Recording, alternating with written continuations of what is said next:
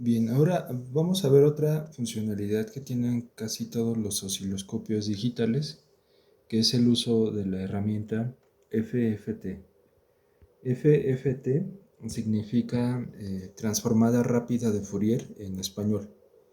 Y lo que podemos decir es de que esta funcionalidad permite ver el espectro de frecuencias que tienen las señales. En este momento estamos ocupando la señal eh, de calibración que viene en el osciloscopio y ocupamos el menú Math de este botón y después seleccionamos FFT en el osciloscopio. Entonces podemos ver que hay una serie de picos que aquí acompañan esta señal. Lo que debemos de interpretar es de que todos estos picos son las componentes armónicas que generan este pulso cuadrado. Entonces, un poquito más en detalle lo pueden ver aquí al considerar un cambio de escala. Este cambio de escala, pueden ver que aquí dice 6.25 kHz.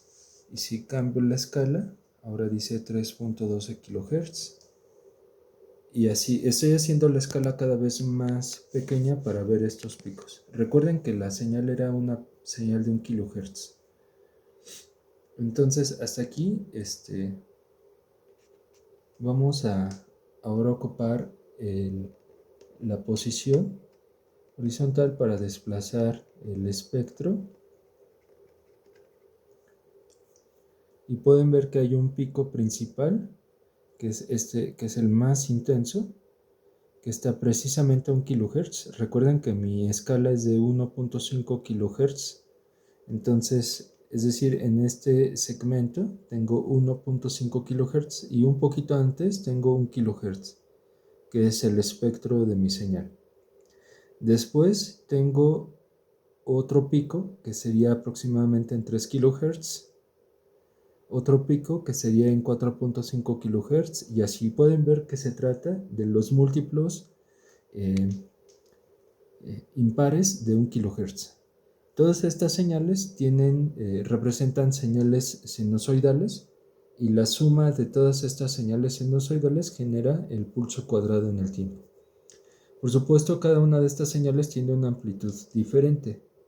En este caso, esta amplitud la pueden ver aquí, que el pico más intenso eh, tiene una amplitud mucho mayor que el siguiente pico, y así sucesivamente. De tal forma que todas las señales que componen a esta señal son precisamente todo esto que vemos aquí como su espectro en frecuencia. Entonces aquí se ve un poquito más claro todas las señales que la componen. Entonces el espectro es como una huella digital de todas las señales. Ninguna señal se puede considerar como suficientemente sinusoidal o una sinusoidal pura, sino que siempre está compuesta de una infinidad de señales sinusoidales de diferentes frecuencias. En este caso siempre son múltiplos de una frecuencia fundamental, que es en este caso la frecuencia de 1 kHz. Entonces, el espectro, como mencionamos, representa una huella digital de cada señal. Lo que vamos a hacer es, vamos a medir el espectro de la señal que hicimos usando el PWM con Arduino. Entonces, vamos a ocupar el Arduino nuevamente y vamos a medir el espectro en el punto 3 o el pin 3 de nuestra tarjeta.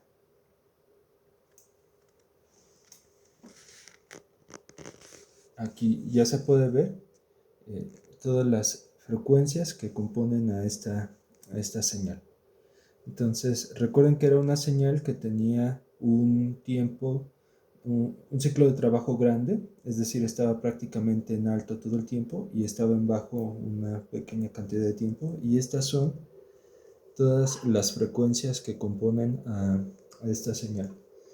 Ahora voy a modificar el ciclo de trabajo de la señal sin desatender a la cámara para que vean qué pasa cuando reducimos el ciclo de trabajo.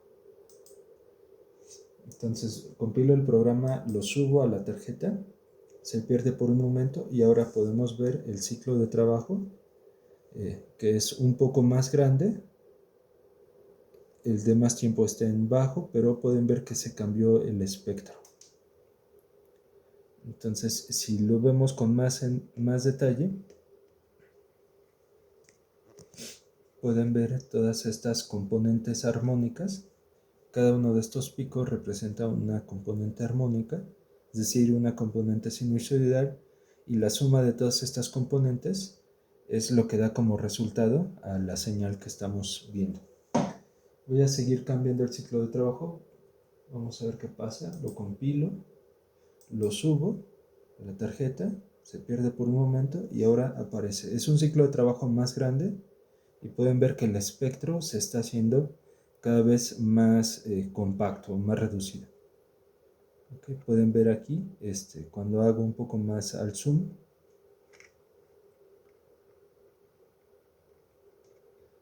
cada uno de los picos que vemos aquí representa una componente armónica de cierta frecuencia y la suma de todas estas componentes armónicas es la que genera esta señal cuadrada. Y así puedo seguir, por ejemplo, con un ciclo de 50%, es decir, la mitad del tiempo en alto y la mitad en bajo. Y el espectro que se ve es como el que se nota aquí.